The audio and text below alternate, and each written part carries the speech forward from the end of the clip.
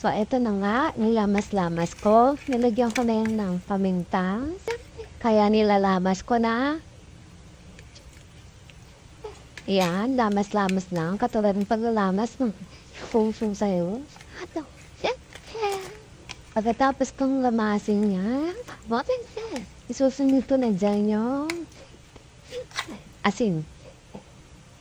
Ayan, ang asin. Asin, sagot sa kamalasan. Chumok.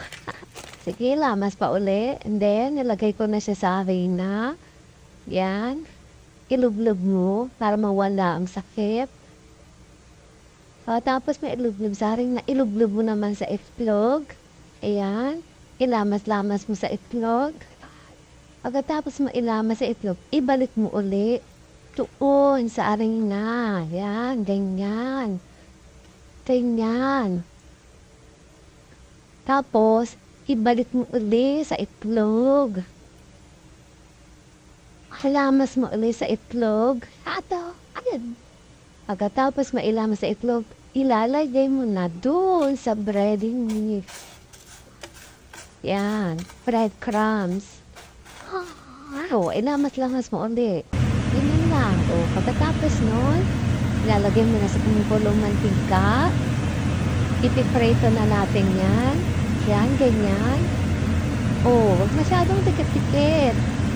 Para hindi magkamukha. Maya-maya, iuurong ko na yan, ha? Ganyan.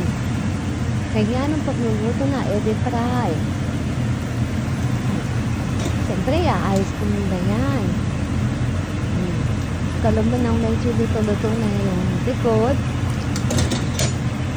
Saka natin yan. Dadagdagan muna na isa. Tapos, ilalagay na natin yung ibabaliktad pala. Ganun. Good. Inabaliktad na po natin. Yan, malapit na siyang maluto.